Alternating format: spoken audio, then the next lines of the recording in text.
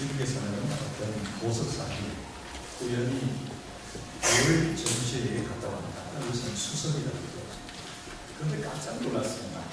왜 그러냐면 15달러짜리 가격으로 볼 수 있는 어떤 돌멩이가 있었는데 이 사람이 보기에는 그 돌이 틀림없이 사파이어 원석이기 때문입니다. 그래서 담당자를 물었어요. 진짜 이 돌이 15달러입니까? 그래서 담당자가 하는 말이 원래는 15달러인데 당신이 지금 현금으로 사면 5달러 깎아주겠다. 그런 말을 했어요.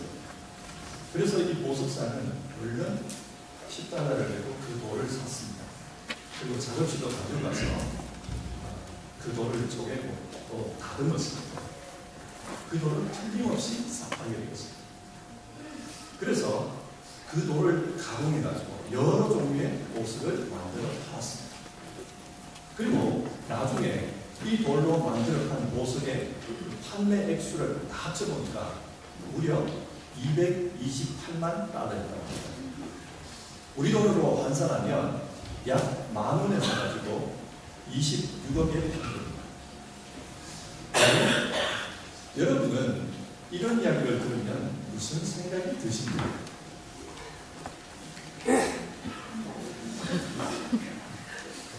하나님께서는 우리 모두의 인생을 다 가치 있게 만드셨습니다. 그러나 우리는 우리 인생의 가치를 잘 모르고 살 때가 많습니다. 그래서 사파이어를 돌멩이 취급하듯 우리 인생 역시 그렇게 취급합니다. 그러나 하나님께서는 우리 모두가 가치 있는 삶을 살기를 원하십니다. 그리고 그 인생의 가치는 어떻게 가공하느냐, 즉 우리가 어떻게 사느냐에 따라서 결정이 됩니다. 여러분, 우리는 어떻게 살아야 할까요? 이것이 오늘 설교를 시작하면서 던지는 질문입니다. 오늘 성경은 말세에 대해서 말씀합니다. 1절인데요. 그대는 이것을 알아두십시오. 말세에 어려운 때가 올 것입니다.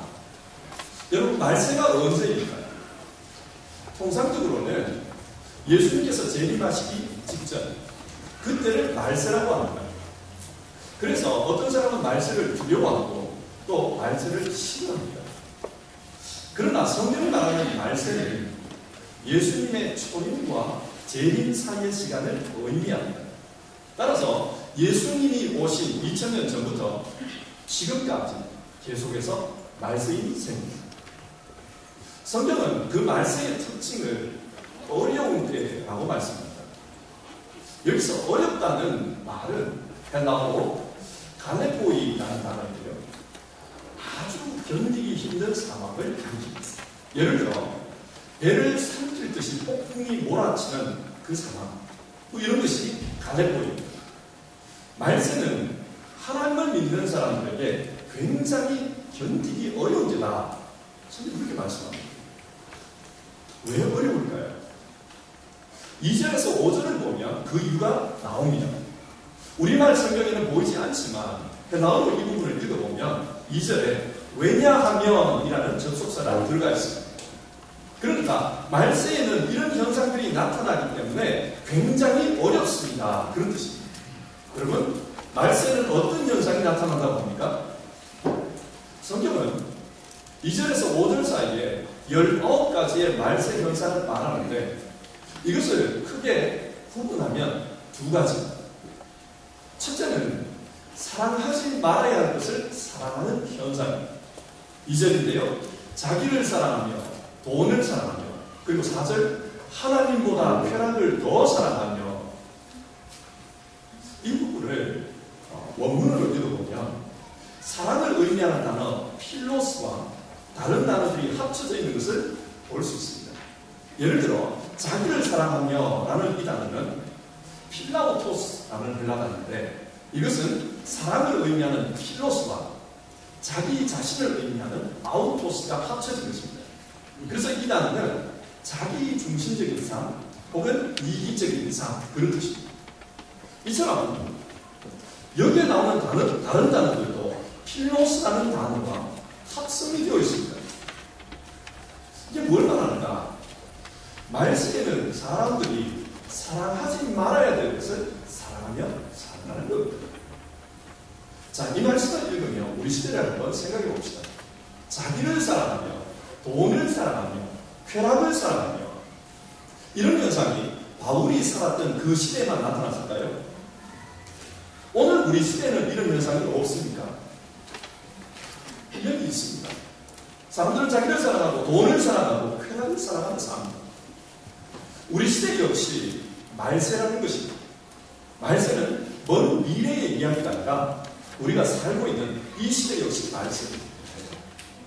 그리고 또 말세는 어떤 현상이 나타나는가? 2절에서 4절을 보면 부모에게 순종하지 않으며 감사할 줄 모르며 불경스러워요.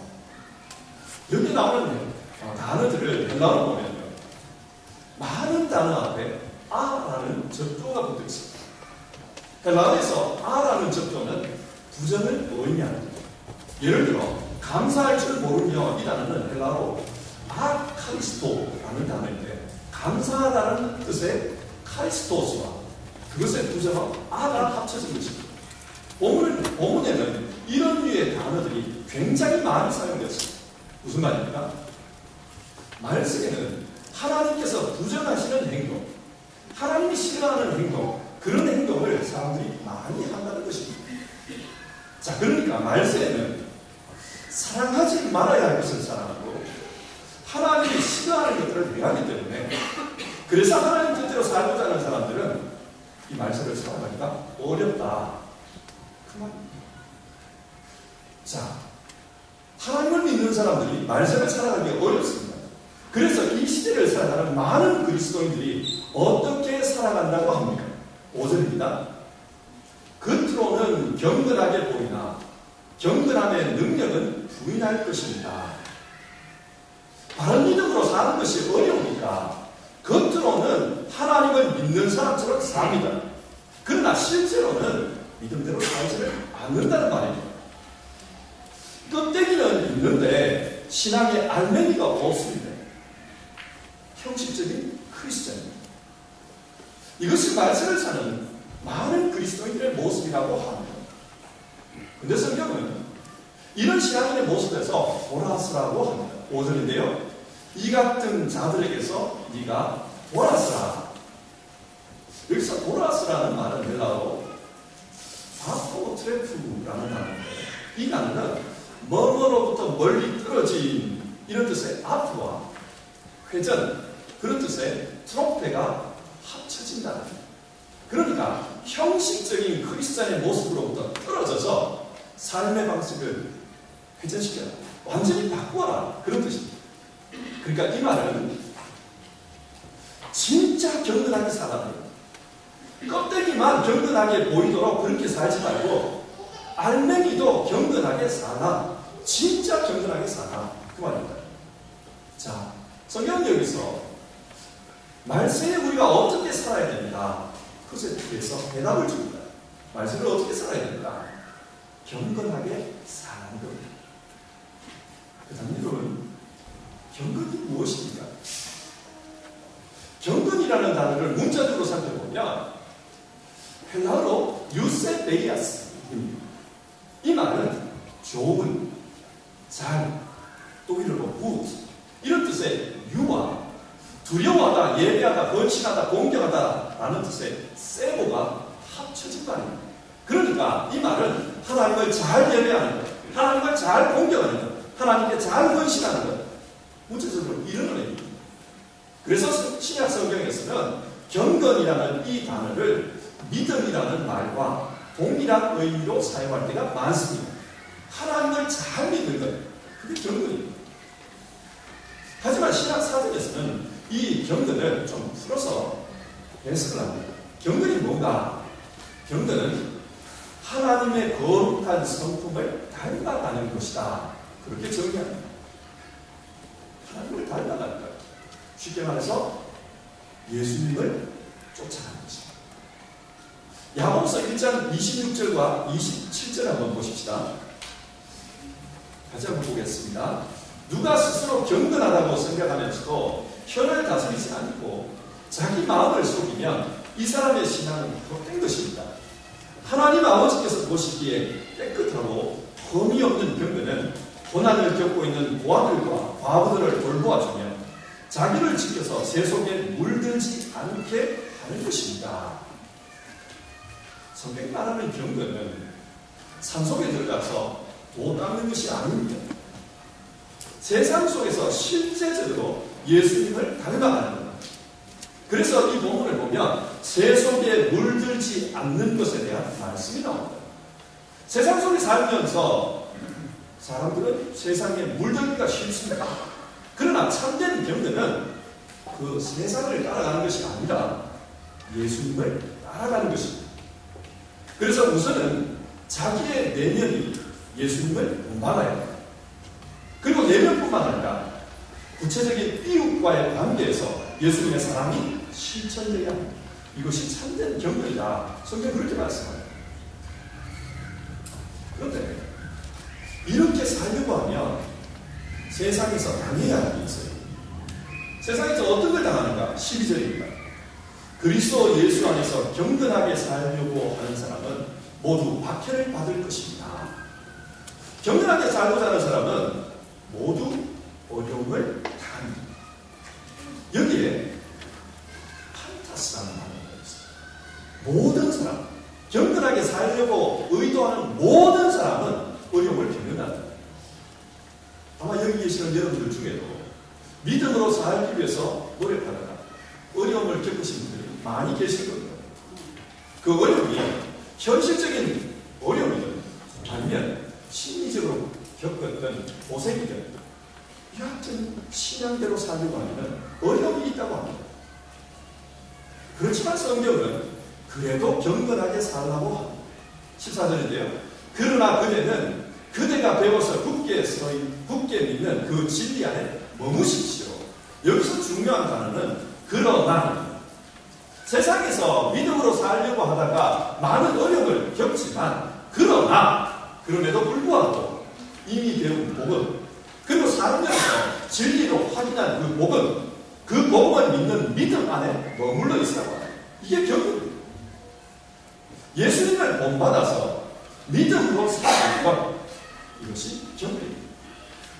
자, 이상에서 살펴본 본문의 내용을 한번 정리해 봅시다. 성경에 따르면 지금 우리가 살아가고 있는 이 시대 역시 말세입니다. 그리고 이런 말세에 신앙으로 살고자 하면 반드시 어려움이 따른다. 그렇기 때문에 많은 사람들이 경건의 모양은 있으나 경건의 능력은 부정하면서 살아간다. 하지만 세상에서 고난을 받더라도 경건한 삶을 살아 거짓 경건에서 돌아서라. 그것이 오늘 본문이 우리에게 교훈하고 있는 내용입니다. 자, 이 내용을 우리의 현실 속에서 한번 생각해 봅시다. 교회사를 보면 17세기와 18세기 독일에서 경건주의 운동이 일어났습니다. 경건주의 운동은 종교개혁 이후의 상황과 연관이 있습니다. 종교개혁 이후 개신교와 가톨릭 사이에는 누가 진짜 기독교냐 정통성에 대한 논쟁이 벌어졌습니다. 그래서 우리가 진짜 정통이다 그것을 증명하기 위해서 논쟁을 하고 때로는 그 논쟁이 싸움이 되기도 했습니다. 이런 과정 속에서 새로 생겨난 지 얼마 안 된 개신교는 자신의 정통성을 세워가기 위해서 많은 노력을 했습니다.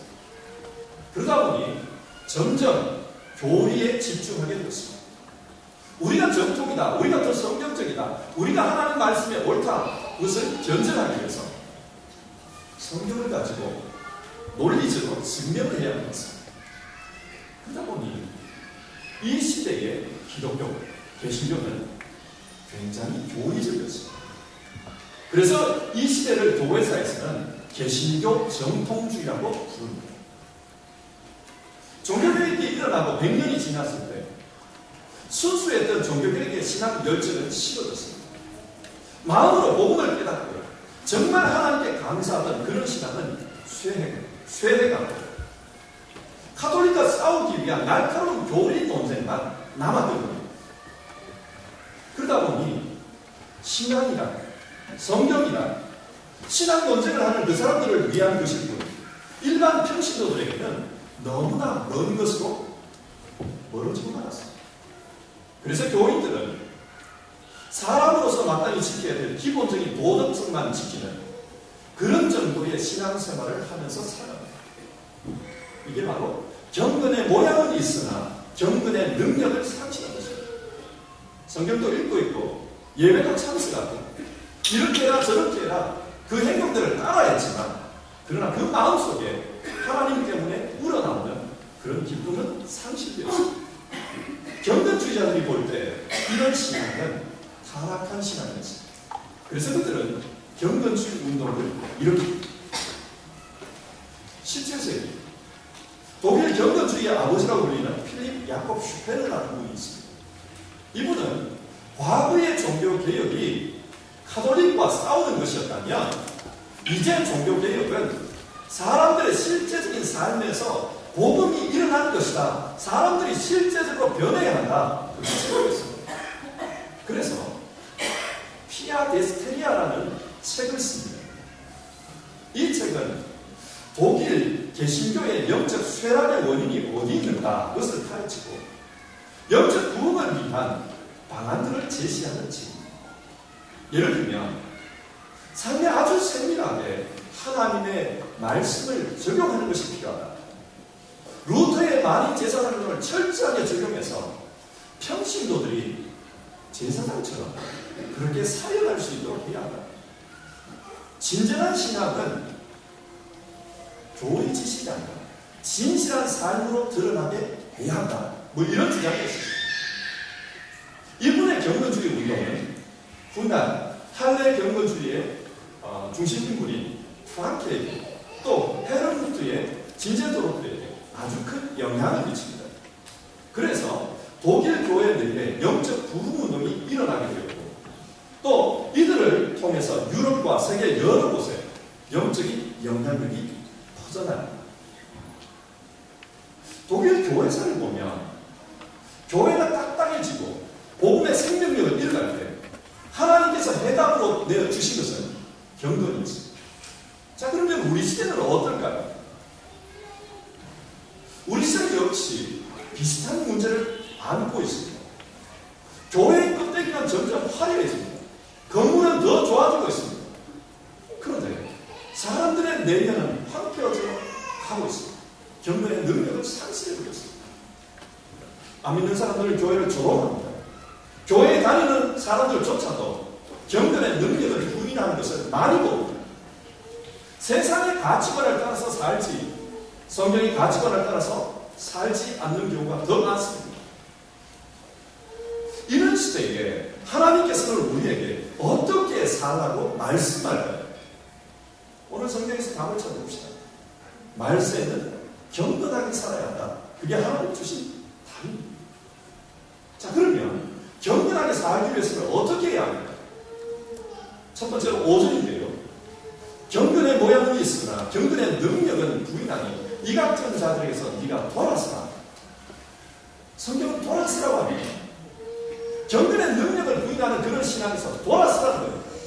여기서 말하는 돌아서는 자기 변혁입니다.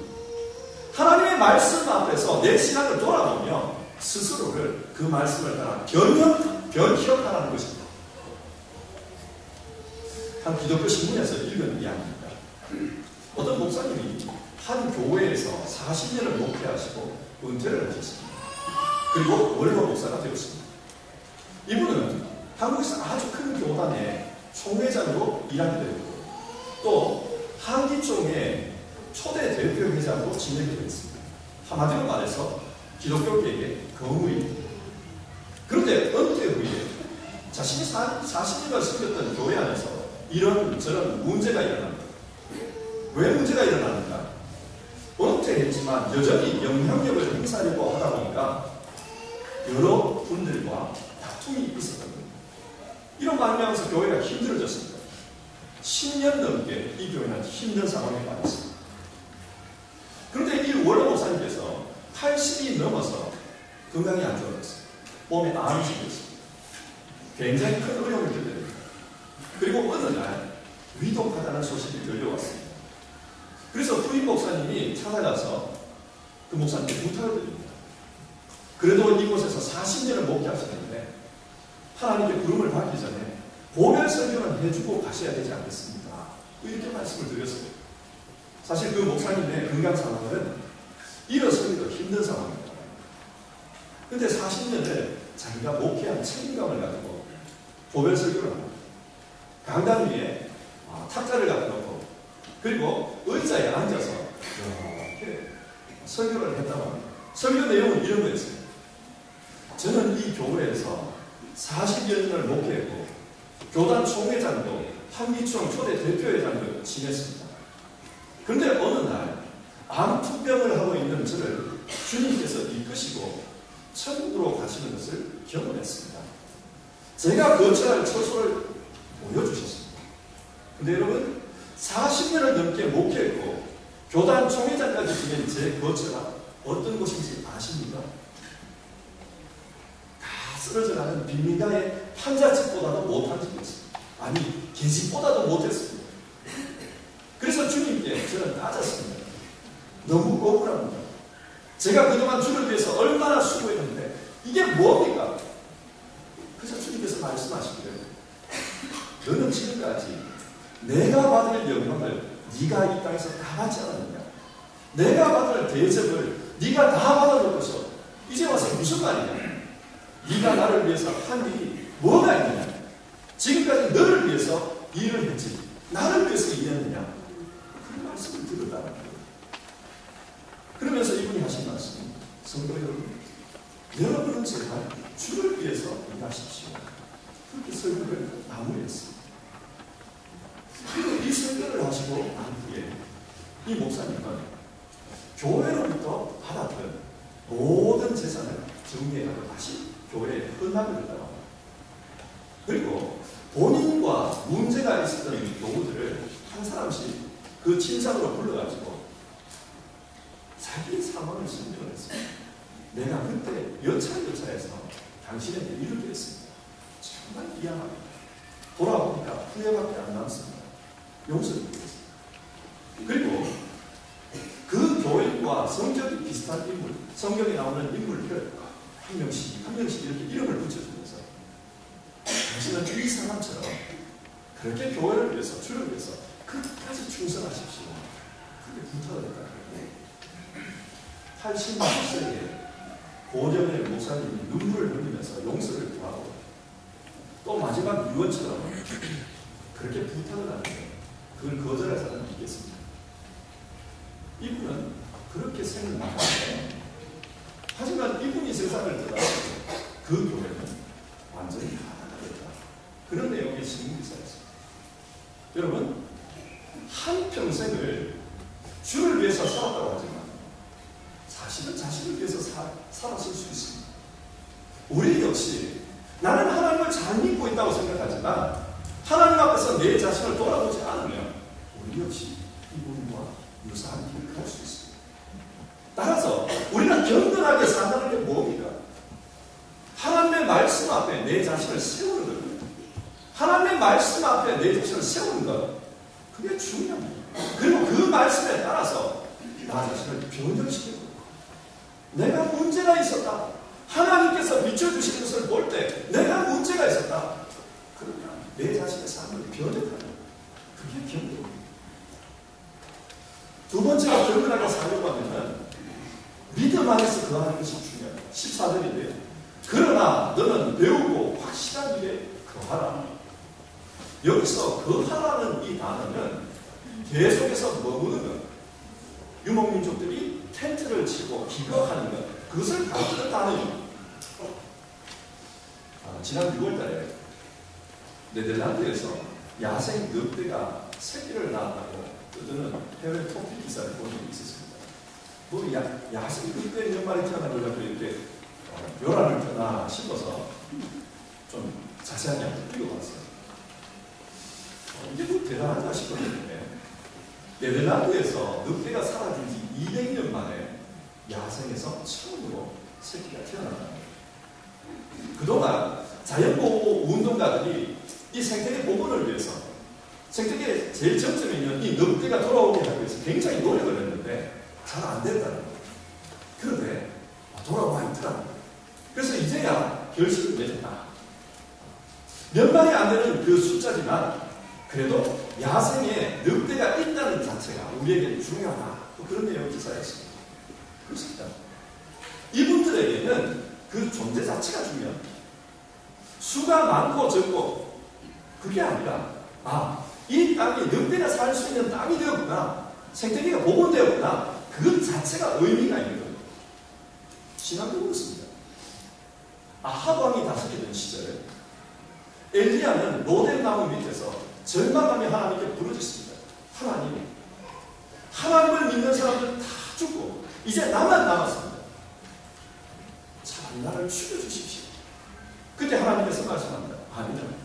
바알에게 무릎 꿇지 않은 7,000명이나 되리라. 7,000명이다. 근데 여러분 한번 생각해 봅시다. 성경에서 7,000이라는 숫자는 실제적으로 7,000을 의미할 수 있지만 완전수 7에 유대인들이 많다라는 뜻을 사용할 때 1,000이라는 숫자를 쓰거든요. 우리는 만세에 그러잖아요. 만이라는 숫자가 많은 거예요. 근데 유대인은 1,000이 많습니다. 그래서 천년왕국 이런 단어가 나와요. 그러니까 7,000이라는 이 단어는 엄청나게 많다는 숫자인데, 많다는 뜻인데, 그런데 왜 엘리야의 눈에는 그들이 안 보였을까요? 어쩌면 그들은 비겁하게 숨어서 신앙하고 있었는지 모르고, 그런데 그런 사람들에게 신앙에 불을 붙여줄 사람이 바로 엘리야였습니다. 그래서 하나님에게는 차라리 나를 죽여주십시오. 나는 아무것도 아닙니다. 그렇게 말하고 있는 그 엘리야가 정말 중요해요. 하나님에게는, 인간이 볼 때는 별거 아니지만 하나님에게는 그 엘리야가 중요했습니다. 여러분, 이 엘리야가 훗날 영성을 회복하고 엘리사에게 가서 기름을 붓는 것을 한번 생각해 보십시오. 기름 부음을 받을 때 그 엘리사는 밭에서 소를 가지고 밭을 갈고 있었습니다. 이 사람 역시 어쩌면 7,000명이겠지만 바알에게 무릎 꿇지 않은 7,000명이겠지만 지금까지는 평범하게 드러나지 않게 그렇게 살고 있었습니다. 그런데 하나님께서 엘리야를 통해서 그에게 불을 냅니다. 그에게 불을 지피자 그에게는 엘리야의 갑절의 능력이 임했다고 성경은 증언합니다. 무슨 말이에요? 엘리야는 미약했지만 그러나 그 시대에 숨어있는 기독교인들에게 불을 붙일 수 있는 하나님의 성령과 같은 사람이었다는 말입니다. 그래서 미약하더라도 그 엘리야가 그 이스라엘 땅에 있는 것이 하나님에게는 굉장히 중요했습니다. 오늘 우리 역시 마찬가지입니다. 우리 시대를 보면 기독교는 정말 힘없어 보입니다. 그리고 그 속에서 신앙하는 우리 자신들은 보잘것없어 보일 수 있습니다. 그러나 하나님에게는 그 보잘것없는 사람이 중요합니다. 하나님은 보잘것없는 그 사람을 통해 이 시대를 깨우고 또 하나님의 영적인 불을 밝힐 수 있기 때문입니다. 그래서 어려워도, 신앙으로 사는 것이 어려워도 계속해서 그 믿음 안에서 머무는 것, 그것이 중요하다고 합니다. 여러분, 경건이 무엇입니까? 경건은 내 삶이 어려워도, 신앙하는 것이 어려워도, 시대에 유혹이 많아도 그 신앙 안에 머물며 살려고 하는 것, 그것이 바로 경건은 끝까지 머물려고 하는 그 싸움 속에서 오늘 말씀을 맺겠습니다. 하나님께서는 우리 모두를 가치 있게 창조하셨습니다. 그런데 어떻게 사느냐에 따라서 그 삶의 가치가 달라집니다. 어떻게 사느냐에 따라서 어떤 사람은 돌멩이처럼 살 수도 있고 어떤 사람은 사탕처럼 살 수도 있습니다. 그래서 오늘 우리는 말세는 어떻게 살 것인가, 그 문제를 오늘 본문을 통해서 살펴보았습니다. 여러분은 어떻게 사시겠습니까? 오늘 성경은 우리에게 경건하게 살아, 경건의 능력을 상실해버린 시대, 경건의 껍데기밖에 없는 시대, 그러나 너는 오히려 경건하게 살아, 우리에게 말씀하십니다. 오늘 이 말씀을 우리의 말씀으로 듣고 하나님 앞에 기도하러 나갑시다. 같이 찬송하겠습니다. 540년 543장 우리 1절과 2절을 듣고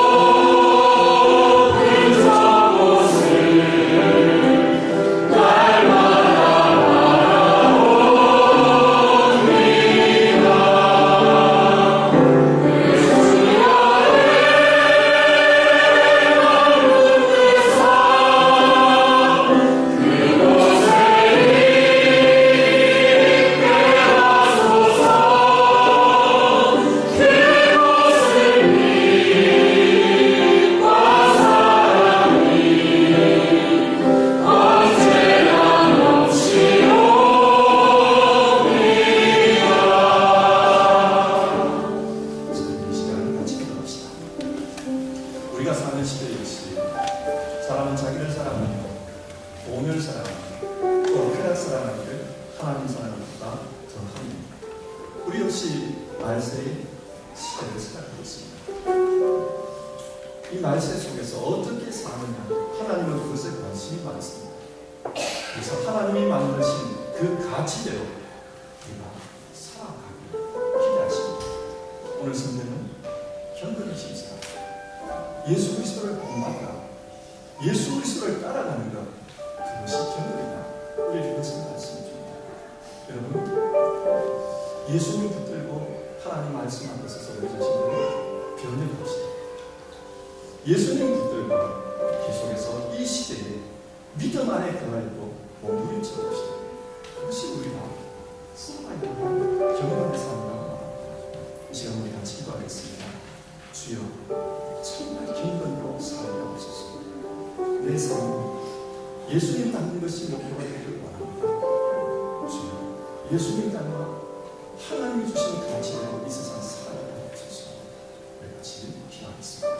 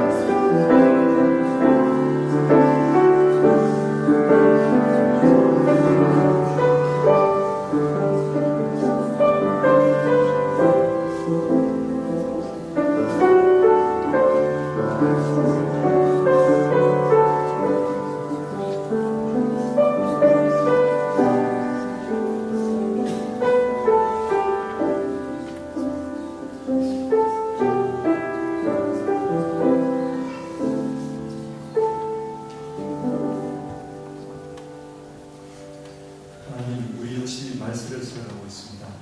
말세는 실행하기 어려운 시대이고, 그래서 많은 사람들이 경건의 모양은 있으나 경건의 능력을 부정하며 살아갑니다. 이런 시대에 하나님의 말씀 앞에서 자신을 돌아보며 자기를 기억하고 또 계속해서 믿음의 자기 자리를 지키는 사람, 그 사람을 통해 하나님이 역사하신다고 말씀을 나눴습니다. 우리 모두 그런 사람들이 하옵소서.